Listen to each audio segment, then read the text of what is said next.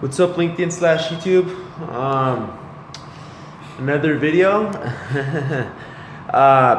So for this video, I'm just gonna go ahead and just do the same mantra once again and just discuss vibes once again. So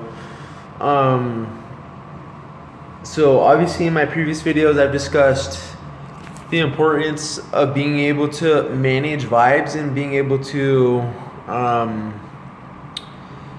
use it in your favor, and also being able to dictate those vibes so that those vibes go in your favor. But obviously, since we don't really understand, or at least I don't understand how it comes about or where it comes from, then how do we solve it? So obviously in my previous video I talk about aggression and being able to counteract it, but that's only a partial solution to the answer. It's not exactly a definitive answer to what needs to be done. So obviously I did some research, and I've been still wanting to understand how to resolve these issues so I can live at least somewhat of a semblance of a normal life, I would hope. But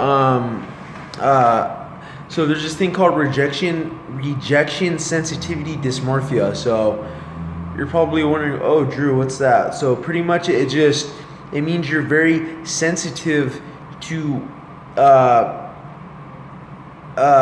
what do you call it? Feedback, basically. So if you're sensitive to feedback and you're sensitive to inputs or stimulus from the world, then that means you're not as easily able to regulate those impulses or regulate those vibes. So that's what a vibe is. A vibe is a stimulus that's being projected to you or from you. So if you're like especially sensitive to like information, or you're sensitive to certain things, like myself, I'm a bit more sensitive. I can pick up on a lot of things almost very instantly, very quickly. I can pick up on it in a moment. So that's why, like, for me, I have to find a work that actually tailors towards my strengths and not my weaknesses. So that's why maybe in some respects I haven't been following through on what I want to find as good work, because I'm running in the cycle where I believe I'll fail again. So this is an example of a vibe that's being self-created from past experiences, a vibe of energy that you project into the world from your previous experiences. In retrospect, if we examine this, those employers don't know anything about me. They know nothing about me, but I'm projecting and assuming that I will fail. So in one respect, it's a self-fulfilling prophecy, because I'm anticipating a failure, because I'm not used to success. I'm used to failing a lot. And in some respect, success can feel alien to you if you're not used to it. That's the old saying that humans love to suffer because they've been suffering for so long that it becomes difficult to actually do something that's different. So how do you overcome these vibes or preconceptions of yourself? So this is a new one that I'm beginning to understand and hopefully implement the information. That remains to be seen. But so from my observations for myself, and I hope this is useful to you guys, is that you guys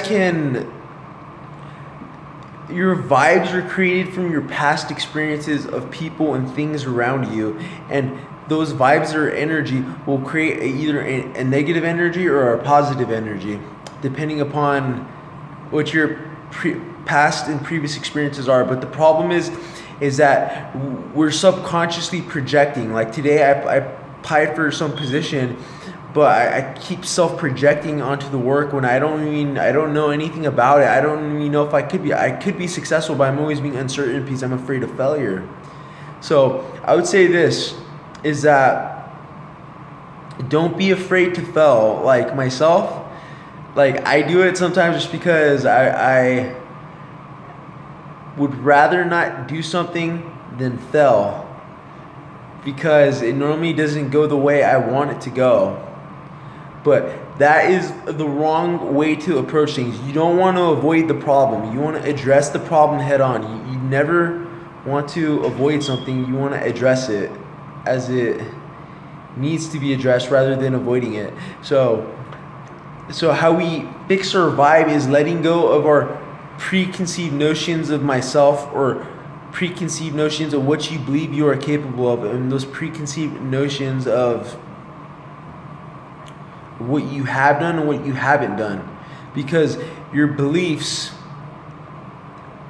will fulfill your perceptions, and you will look for evidence to verify your own flaws. Like, this is a bit different from attention deficit hyperactivity disorder. I wouldn't call this a self-fulfilling prophecy in that respect. This is slightly different for me. Like, if I have a lack of dopamine or a lack of something in my brain, then it becomes harder for me to regulate impulses and stimulus within my environment, henceforth making it more difficult to get work, obviously.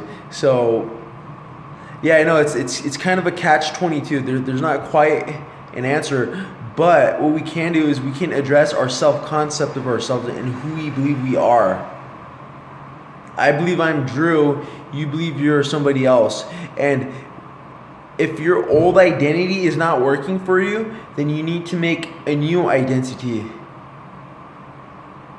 And when you do that, you let go of all your previous past experiences. Let go of all of it.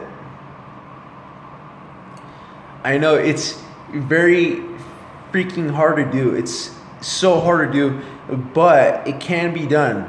You have to let go of everything that you believe you know about yourself and everything that you like to believe, because oftentimes we live with outdated self-concepts. We live with outdated beliefs about ourselves that will never get us anywhere. If you're born a loser and you feel like a loser and you're a failure, you're going to be a loser and a failure. If you believe you're a winner, then you're going to be a winner. I wish you to see, I have to stop myself right now because I have negativity immediately coming into my mind, because it's a self-protection, protective mechanism, if you will. So what I'm beginning to understand in part 4 of my video about vibes is that your vibe that you're giving off is intimately related to your self-concept of who you believe you are.